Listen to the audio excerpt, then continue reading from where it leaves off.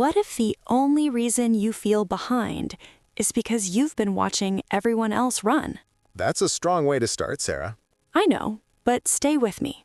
Have you ever opened social media, watched someone speak fluent English, launch a business, move abroad, build the perfect morning routine, and suddenly felt this quiet thought in your chest, I'm late? Like everyone else got the instructions and you somehow missed the memo? That feeling is more common than we think. Especially for English learners. Maybe you've been studying for months, maybe for years. You understand more now, you read better, you listen better, but when it's your turn to speak, you hesitate, and then you compare. You compare your pronunciation, your fluency, your confidence to someone who sounds effortless, and slowly, without noticing, comparison turns into pressure.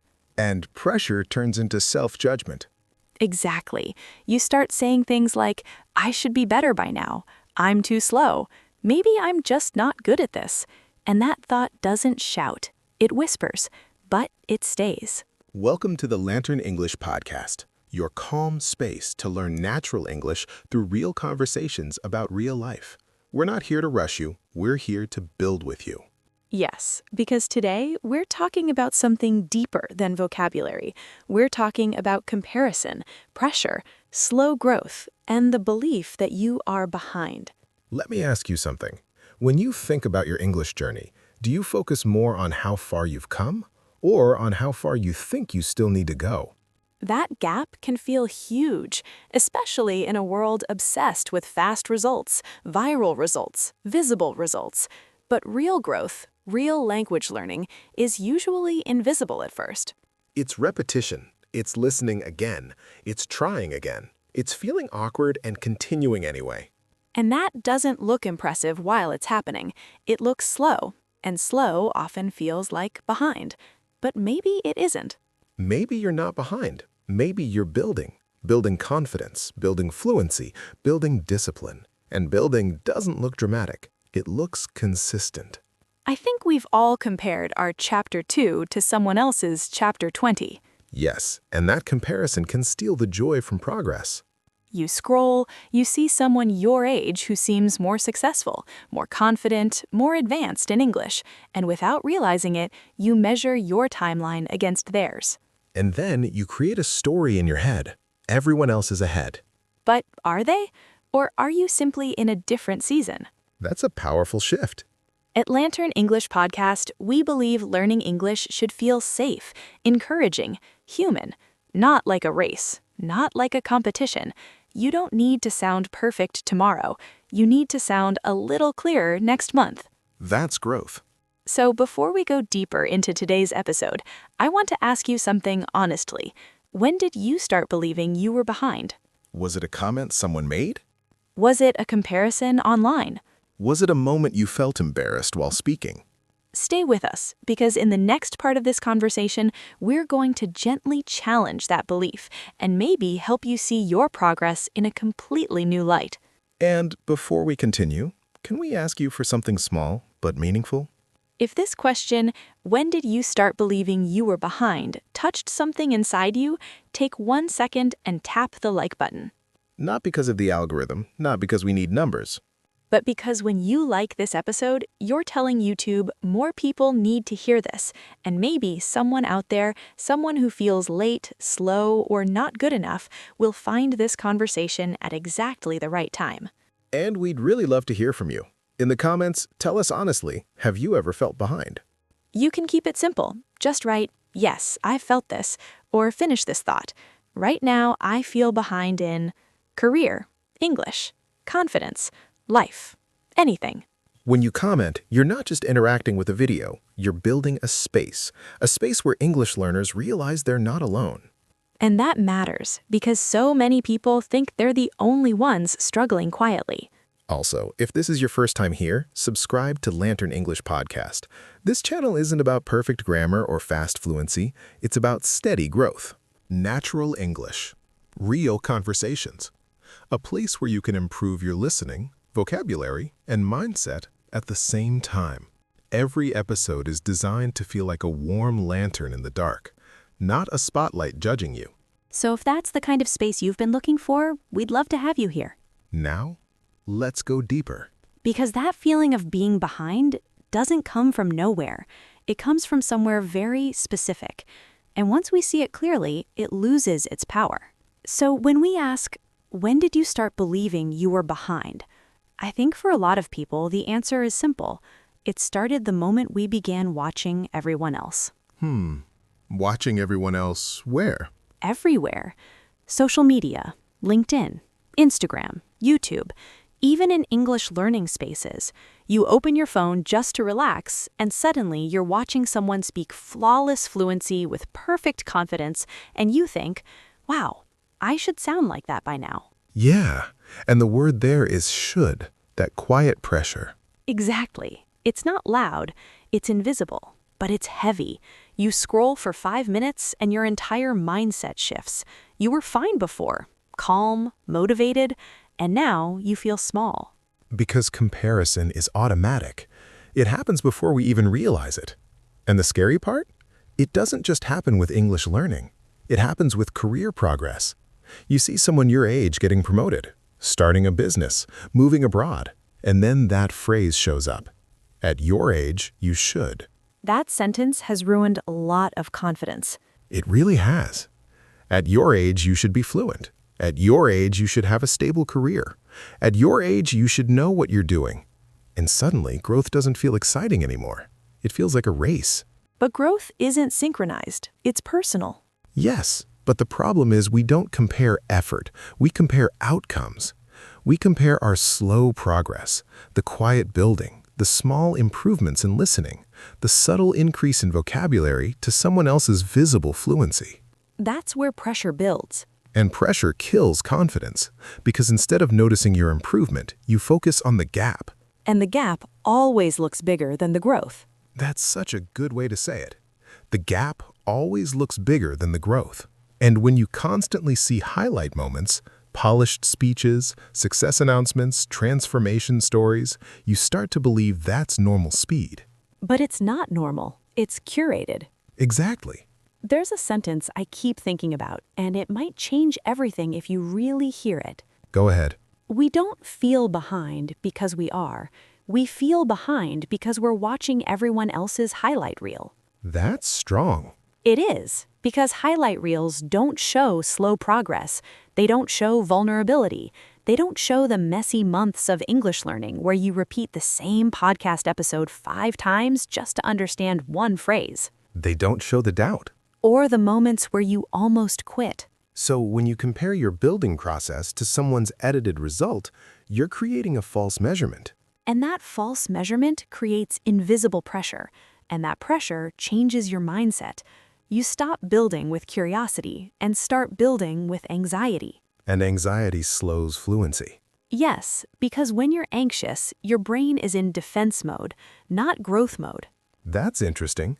So the very thing that's pushing you to catch up is actually interfering with your English learning. Exactly. And it's not just about language, it's about identity. You start attaching your worth to your progress speed. Let me ask you something. When you see someone more fluent than you, what's your first internal reaction? Is it curiosity or is it self-judgment? That's uncomfortable to answer. It is, but it's important. Because if your first reaction is self-judgment, then comparison is not inspiring you, it's draining you. And that drain builds quietly. Yes, it builds into subtle insecurity. You hesitate more, you speak less, you second-guess your pronunciation. You avoid situations that would actually improve your confidence. So instead of building fluency, you protect your ego. Exactly. And protection feels safe, but it blocks growth. There's another layer here too, age expectations. Yes, that silent clock. The idea that by a certain age, you should be at a certain level, career-wise, financially, linguistically. And who decided that timeline? No one specific, but everyone reinforces it. And that's why it feels collective. That's why this pressure feels shared, because it is. You're not the only one scrolling at night thinking, I should be further. You're not the only one comparing your English fluency to someone who seems effortlessly confident. You're not the only one feeling slow. And slow doesn't mean stuck. Slow often means stable. But social media doesn't reward stable, it rewards dramatic. That's true. So if you're building quietly, listening, practicing, improving your mindset, strengthening your confidence little by little, it doesn't look impressive online. But it's real. And real growth isn't loud, it's repetitive, it's patient, it's vulnerable. And vulnerability is uncomfortable. Especially when you feel like everyone else is ahead. But here's something I've noticed. The more you focus on comparison, the less you see your own building process. Yes, you stop noticing the subtle signs of fluency developing, the moments you understand without subtitles, the times you think in English for a few seconds longer. Those are signs of growth, But they don't feel dramatic enough, so you dismiss them. which keeps the pressure alive. So maybe the invisible pressure isn't about being behind. Maybe it's about constantly observing instead of inhabiting your own journey. That's a shift. And once you see that shift, something else becomes visible. Something deeper than comparison. Something that lives underneath the pressure. And I think that's what we need to explore next. Because if social media comparison and age expectations are the surface, there's something emotional beneath it all. So if comparison is the surface, what's underneath it? The quiet part. Yeah, the part no one sees. The alto julgamento silencioso. The voice that doesn't need social media anymore because now it lives inside you. After enough comparison, the outside pressure becomes internal pressure. You don't even need to scroll anymore. You carry it. That's interesting. It becomes automatic. Exactly. You wake up and the first thought isn't curiosity, it's evaluation. I should be better. That sentence is heavy. It is, and it sounds responsible, right? It sounds ambitious, but it's not neutral. It carries shame. Because it implies you're failing. Yes, I should be more fluent. I should speak with more confidence. I should have progressed faster. And slowly, English learning stops being a process of growth and becomes a constant audit. An audit of your worth. Exactly. You measure your value by your fluency, by your progress speed, by how disciplined you think you are. Let's talk about that one. Others are more disciplined. Oh, that one hurts. It does, because discipline feels like character. So when you compare yourself to someone who studies every day, you think, they're stronger than me. And then the narrative continues. I'm too slow. I wasted time. If I had started earlier... And regret joins the conversation. Yes, and regret is powerful because it creates the illusion that the past was a mistake instead of preparation. That's deep. But think about it. If you believe you wasted time, then your current slow progress feels like proof of failure instead of part of building. And when slow progress feels like failure, your confidence drops. And when confidence drops, your fluency drops. And then you use that as evidence. See, I'm behind. It becomes a loop. A very quiet loop. That's why I call it silent self-judgment. No one else hears it, but it shapes your mindset every day. Let me ask you something gently. When you make a mistake in English, what's your immediate reaction? Do you think, oh, I'm learning? Or do you think, why am I still like this? That difference matters. It changes everything. Because if your internal response to vulnerability is kindness, growth feels possible. If your response is criticism, growth feels heavy. And heavy learning is hard to sustain. Exactly. Especially in English learning, where vulnerability is constant. You mispronounce something, you forget a word, you hesitate. And instead of seeing it as part of building fluency, you see it as proof you're too slow. Let's pause here for a second. Okay. When did you start measuring your worth with someone else's timeline? Really think about it. When did learning English stop being about curiosity and start being about catching up? That question hits something. It does, because most of us didn't start this journey with shame. We started with hope, with excitement, with possibility. And somewhere along the way, comparison turned into pressure. And pressure turned into self-judgment. And self-judgment feels logical. It feels responsible. But it's not productive. It actually slows growth. Yes, because growth needs safety. Fluency needs repetition without fear. Confidence needs small wins, not constant criticism. So if every time you practice, you're internally saying you're behind, your nervous system associates English learning with stress. And stress blocks creativity, blocks spontaneous speech, blocks natural flow. Which makes your slow progress even slower. And then the narrative strengthens. See, others are more disciplined. But discipline isn't the only factor. No, environment matters. Emotional state matters. Mindset matters. Support matters. Exposure matters. And none of those are visible when you compare yourself to someone else. Exactly. You see their fluency. You don't see their anxiety. You see their confidence. You don't see their insecurity. So your comparison isn't even fair. Not even close. There's something else here too. Sometimes we judge ourselves more harshly than anyone else would. Always. If a friend told you, "I'm still struggling with English after 1 year," would you say, "You're too slow"? Never. You'd probably say, "You're improving. You're building. Keep going." So why is your internal voice harsher than your external voice? That's uncomfortable to answer. It is, but it's important, because the real battle in English learning isn't vocabulary, it's mindset. And mindset shapes how you interpret slow progress. If you see slow progress as failure, you'll feel pressure. If you see slow progress as building, you'll feel stability. Same pace, different meaning. That's the shift.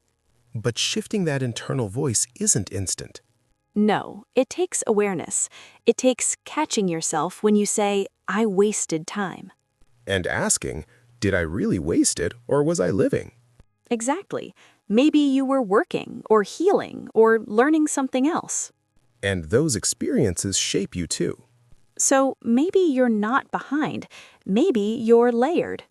I like that. Because every experience adds depth, and depth makes your voice richer when you finally speak with confidence. So what if instead of saying, "I should be better," you said, "I'm building better"? That changes the energy completely. It does. It removes shame. It keeps growth intact. But before we jump to replacing the narrative, there's one more piece we need to look at. Because self-judgment doesn't just come from comparison or timelines. It also comes from something deeper inside. Something that feels protective but might actually be holding you back. So if that internal voice is judging you, maybe we need to say something that almost no one says out loud. Growth is quiet. That's simple, but it's big.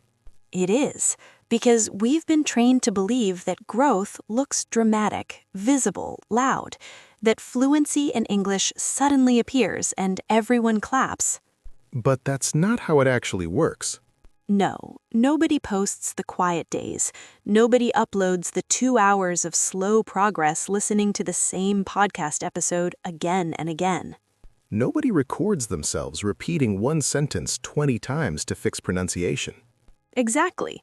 Nobody shows the failed attempts, the awkward conversations, the moments of vulnerability where your confidence drops and you think, why is this so hard?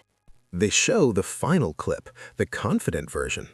And then we compare that final clip to our messy building process. Which creates pressure. Yes, because comparison only sees results. It doesn't see repetition. And building is repetition. That's the truth nobody tells you. Building doesn't look impressive. It looks repetitive. That line hits. It does, because repetition feels boring sometimes. It feels slow. It feels like slow progress. But repetition is how fluency becomes natural. It's how confidence stabilizes. It's how your brain creates patterns. But we're not conditioned to celebrate repetition. No, we celebrate breakthroughs, not foundations. That's interesting. We admire the visible moment, not the invisible building. Let me ask you something. When was the last time you saw someone post, "Today I studied English quietly for 1 hour and nothing exciting happened"? Never. Exactly, because quiet growth isn't glamorous, but it's real. And that quiet growth is what actually changes you.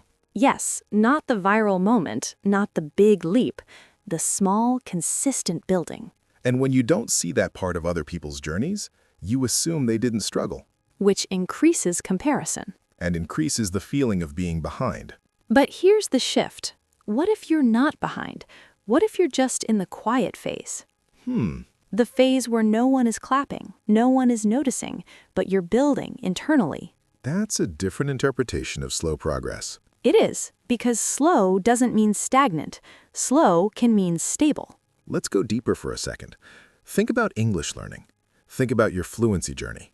When you started, maybe everything felt confusing. Every word felt new. Every sentence required effort. And now, maybe you understand podcasts without subtitles sometimes. Maybe you think in English for a few seconds.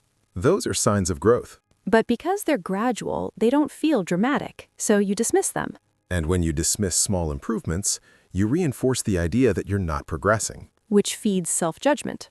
And self-judgment blocks confidence. And without confidence, fluency feels further away. So the real problem isn't slow progress, it's misinterpreting slow progress. Yes, and social media doesn't help with that. Because social media compresses time. It shows years of building in 30 seconds. And your brain forgets that compression. So when someone says, "I became fluent," your mind doesn't see the thousands of quiet hours behind that sentence. It just sees the result, and then you measure yourself. Against something incomplete. Exactly. Let's say it again clearly. Growth is quiet. And quiet doesn't mean invisible to you. It just means invisible to others. That's important. Because you might feel like nothing is happening, but something is. Your listening is sharpening. Your vocabulary is layering. Your mindset is shifting. Your vulnerability tolerance is increasing. That's huge. It is, because vulnerability is required for building confidence in a new language. And confidence doesn't grow in one bold moment. It grows in repeated exposure. Repetition again. Always repetition. So when you say, "I'm too slow," maybe what's actually happening is that you're in the repetitive phase, The foundational phase. the building phase. And building phases rarely look impressive. They look ordinary. Ordinary is underrated. It is, because ordinary effort sustained over time becomes extraordinary fluency. But no one tells you that in a dramatic way. Because it's not dramatic. It's steady. Let me challenge something gently. If you removed social media comparison for 1 month, would you still feel behind? That's interesting. Would you? Maybe less, because you wouldn't constantly see curated examples of success. So maybe the feeling of being behind isn't about your actual growth. Maybe it's about the lens you're using to measure it. Exactly. And if growth is quiet, then what does it really mean to be behind? That's the real question. Because if you're building, repeating, showing up, even imperfectly, can you truly be behind? Or are you just early in your own timeline? That's uncomfortable in a good way. It shifts the whole narrative. But we're not done yet. No. Because even when you understand that growth is quiet, even when you accept repetition, something still feels heavy sometimes. Something that makes you doubt your own building. And that's what we need to look at next. So if growth is quiet and building looks repetitive, then maybe the real shift is this. Slow progress isn't a problem. It's proof. Proof? Yes, proof that something real is happening. Because here's the truth that reorganizes everything. Fluency doesn't explode, it accumulates. That's a big one. It is. We expect this dramatic moment where suddenly we wake up fluent, confident, effortless. But that's not how English learning works. It's layers. Exactly. Vocabulary layers, listening layers, pronunciation layers. And when you add enough layers, something clicks. But that click feels sudden only because the accumulation was invisible. Yes, that's the part we forget. We see the click, not the accumulation. And because we don't see accumulation happening, we assume nothing is happening. which feeds the pressure, which feeds the comparison, which feeds the narrative of I'm too slow. But slow accumulation is stable accumulation. Let's say it clearly. Confidence doesn't appear. It constructs. You don't wake up confident. You build confidence through repeated exposure, through vulnerability, through trying even when your voice shakes. Through speaking when you're not sure. Yes, through imperfect conversations. That's uncomfortable. It is, but discomfort is where confidence is forged.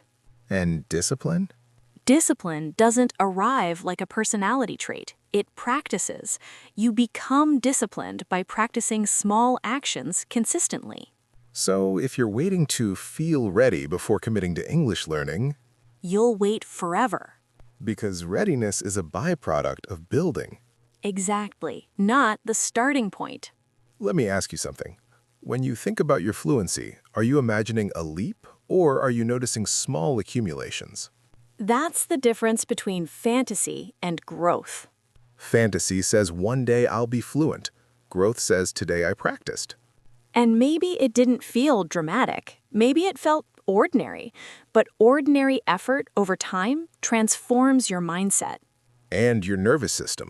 Yes, because repetition reduces fear. Repetition reduces vulnerability intensity. The more you expose yourself to English learning situations, the less threatening they feel. So slow progress is actually emotional conditioning. Exactly. You're teaching your brain that speaking English isn't dangerous. That's powerful. It is, because fluency is not just language, it's emotional regulation. So if you're building slowly, you're building something deeper than vocabulary. You're building tolerance for vulnerability. And that takes time. It has to. There's no shortcut around vulnerability. Which brings us to the metaphor I love. The lantern. Yes. A lantern doesn't light the entire mountain. It lights the next step. That's our signature, isn't it? It is, because when you hold a lantern at night, you don't see the summit. You see one step, maybe two. And that's enough. Exactly. English learning is the same. You don't need to see full fluency today. You need to see the next sentence, the next practice session, the next moment of growth. But our mindset wants the whole mountain illuminated. Yes, we want guarantees. We want certainty. We want to know we'll reach fluency before we commit fully. But building doesn't offer certainty, it offers direction. And direction is enough. Let's go deeper. If you're climbing at night with a lantern and you keep comparing your step to someone who already reached the summit during the day, You'll feel behind. but you're in a different phase. Exactly. Different lighting, different stage, same mountain. So what if slow progress isn't a sign of weakness, but a sign you're walking in the dark with intention? That's beautiful. It's realistic? Because we all walk through phases where growth feels invisible, where English learning feels repetitive, where comparison tries to steal our confidence. But repetition is not stagnation, No, it's reinforcement. and reinforcement builds stability. Let me challenge something gently. If fluency accumulated silently every day for 6 months, would you even notice the accumulation, or would you still feel pressure because it wasn't dramatic? That's important. Because sometimes we ignore real growth simply because it didn't arrive with applause. And applause is not a reliable measure of progress. Internal stability is. So if you're showing up, even inconsistently, even imperfectly, you're building. And building slowly is still building. But here's the thing. There's always a but, right? There is. Because even when we accept that slow progress is real growth, something still tempts us to speed it up. That impatience. Yes. The voice that says, okay, I understand accumulation, but can it happen faster? And that impatience creates new pressure. Which can sabotage the very stability we're building. So maybe the next layer we need to explore isn't whether slow progress is valid. But why we struggle to trust it. Exactly. Because trusting slow growth requires something deeper than discipline. It requires surrender. And that's where things get even more interesting. So if trusting slow growth requires surrender, maybe we need to look at the thing that keeps interrupting that trust. Comparison. Yes, but not just comparison as a habit, comparison as distortion. Distortion. Yeah, because the way we compare ourselves is rarely accurate. It's not balanced, it's not fair, it's distorted. Explain that. Okay, when you compare yourself in your English learning journey, what are you actually comparing? My progress to someone else's progress? That's what it feels like. But look closer. You're comparing your backstage to someone else's stage. Ah, You see them speaking fluently, confidently, maybe on camera. That's the stage.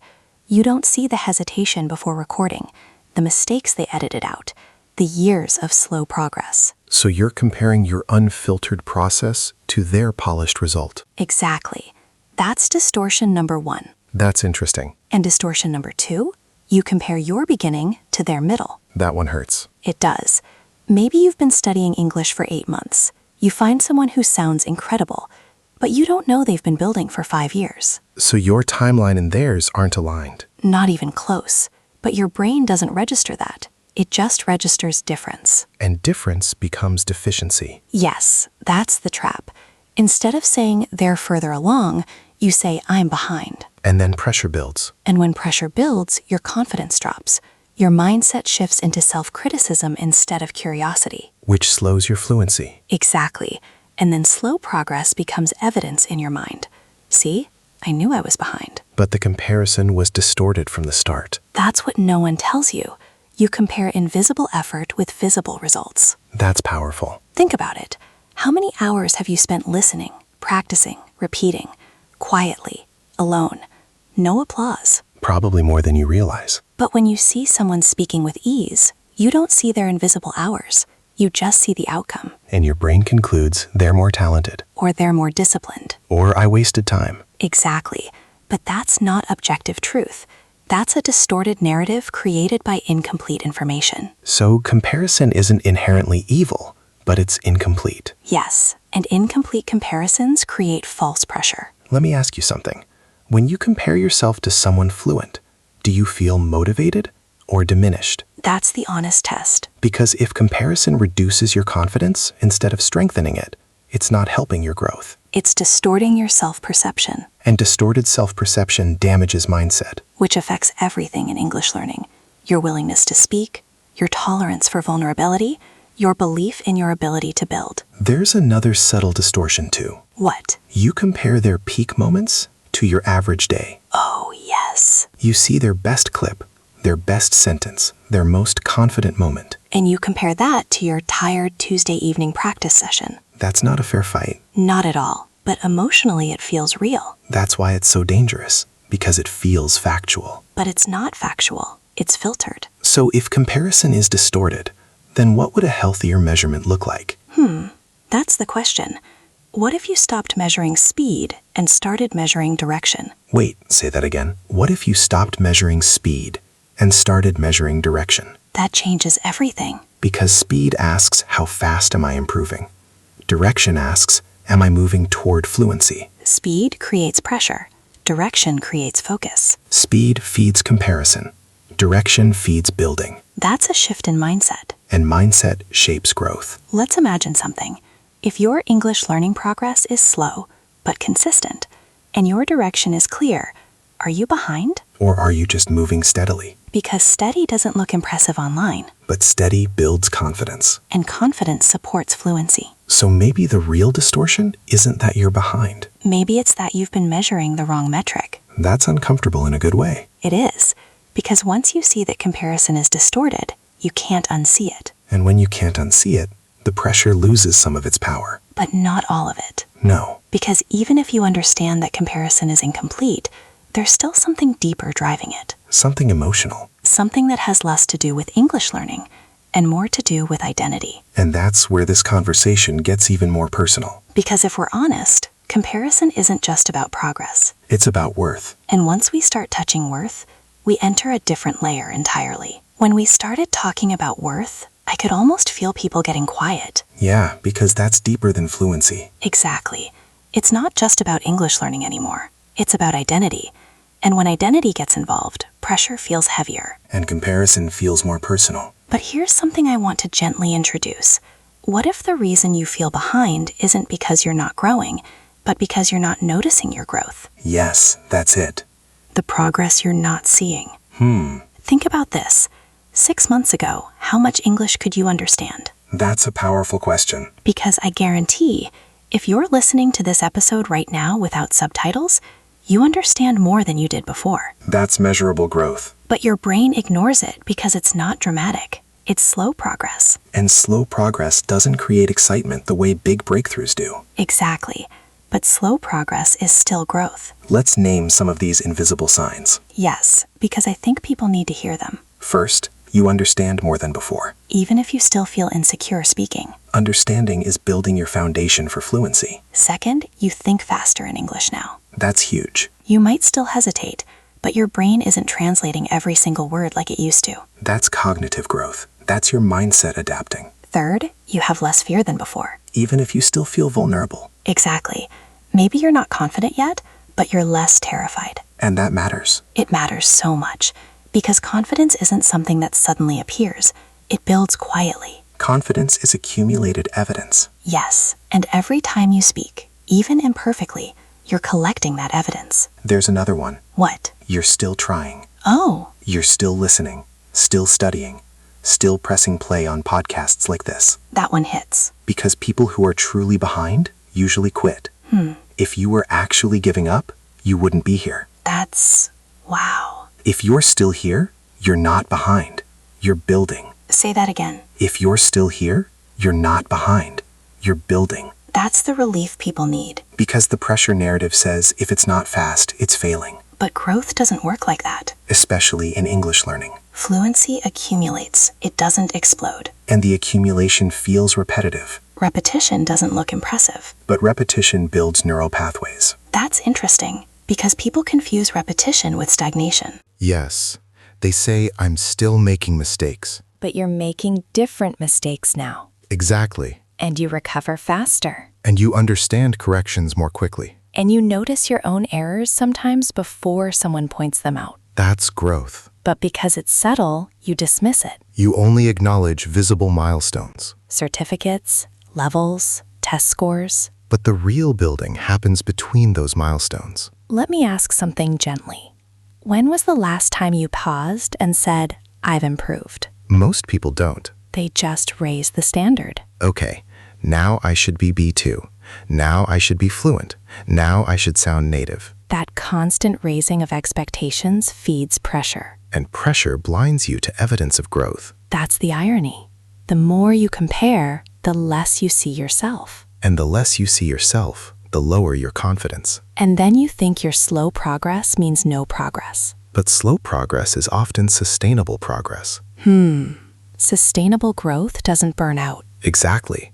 It compounds. And compounding doesn't feel dramatic. It feels ordinary, Ordinary is underrated. especially in English learning. Let me ask you something directly. Go ahead. If your confidence is slightly higher than it was 3 months ago, even by 5%, is that not growth? It is. If your mindset is less fragile than before, is that not building? It is. If you still show up despite comparison and pressure, is that not resilience? It is. So maybe the narrative that you're behind is missing data, Missing data. I like that. because the emotional brain forgets to measure invisible effort. And invisible effort is where real growth lives. It's quiet, It's repetitive, it's not flashy. but it's real. And if you're still here, still learning, still vulnerable enough to admit you want fluency, You're building. not behind. Building. But here's something important. What? Even when you recognize invisible progress, there's still one layer left. The part where you decide what to do with that awareness. Exactly. Because knowing you're building and believing you're building are two different things. And belief is the turning point. So maybe in the next part, we need to talk about how to protect that belief. When you said belief is the turning point, that stayed with me. Yeah? Because I think a lot of people listening right now understand everything we're saying. But deep down, they still whisper, I'm behind. That word carries weight. It does. Behind. It sounds final. It sounds like you missed something. Like there was a race and you didn't hear the starting gun. Exactly. but I want to pause and ask something simple. Behind compared to who? No, really. Behind compared to who? That question alone reframes everything. Because when someone says, I'm behind in my English learning, I want to gently ask, according to which timeline? Most timelines aren't personal. They're cultural. Yes, and that's huge. Society creates invisible deadlines. By this age, you should be fluent. By this stage, you should have confidence. By now, you should speak without mistakes. At your age, you should. That phrase creates pressure instantly. And pressure feeds comparison. And comparison feeds the belief that you're late. But what if the timeline you're measuring yourself against was never designed for you? That's uncomfortable. It is, because it means the pressure might not be objective. It might be inherited. Inherited expectations. From school, from social media, from people who learned English in completely different circumstances. Different resources, different exposure, different pace. Exactly. But we absorb these timelines as truth. So we internalize the idea that growth has a schedule. And if your growth doesn't match that schedule, you feel behind. But growth isn't standardized. Fluency isn't linear. And rhythm is individual. Yes, that's important. Rhythm is individual. Some people learn in bursts. Some learn slowly but steadily. Some need more repetition. Some build confidence first before vocabulary. There isn't one correct speed. But because we see polished results online, we assume there is. Social media compresses time. Oh, that's interesting. You see someone say, I became fluent in 1 year. You don't see the years before that, the foundation, the vulnerability, the trial and error. You don't see the silent building.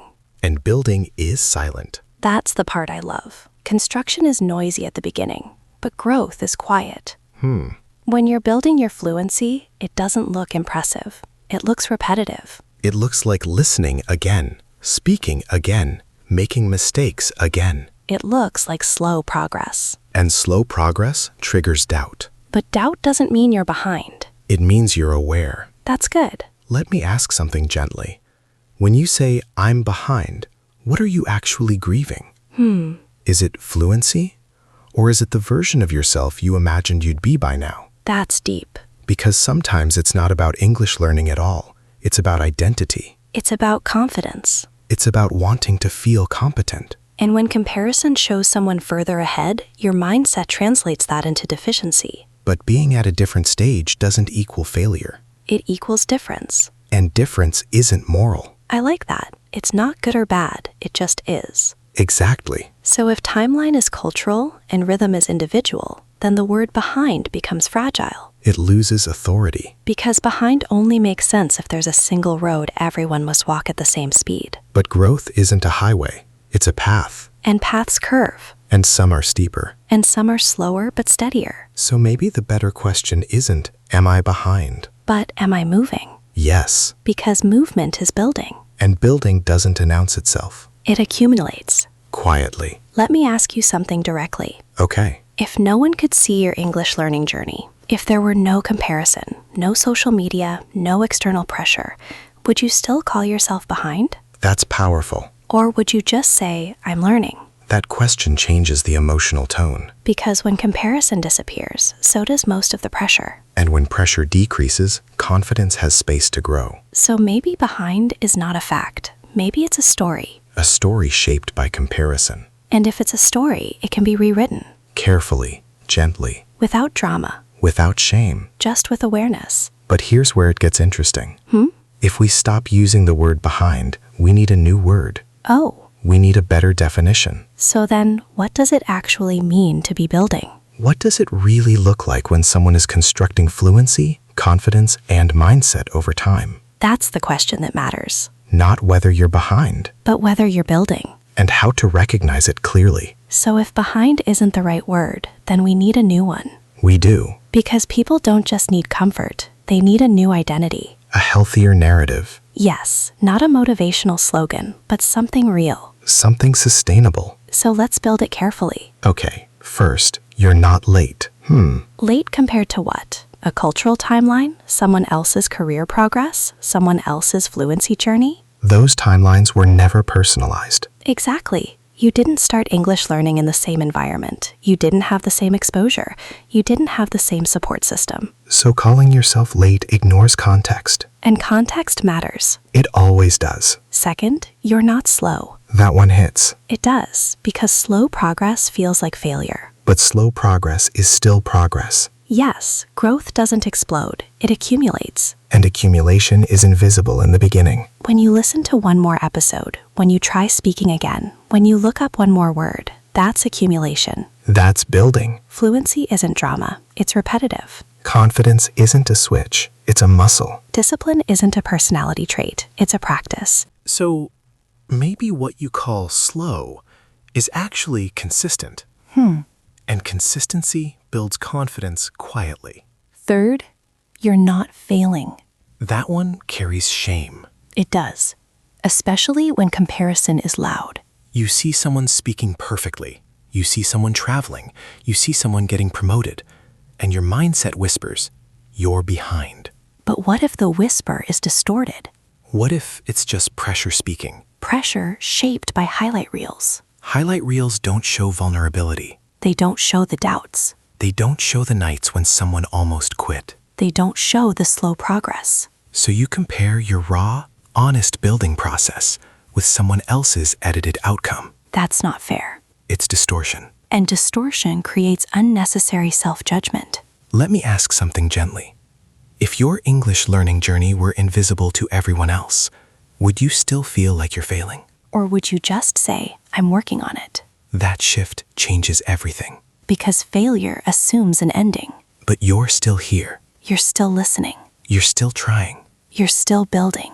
And that leads to the new identity. You're not accumulating failure. You're accumulating capacity. You're not accumulating proof that you're slow. You're accumulating fluency. You're not accumulating evidence that you're behind.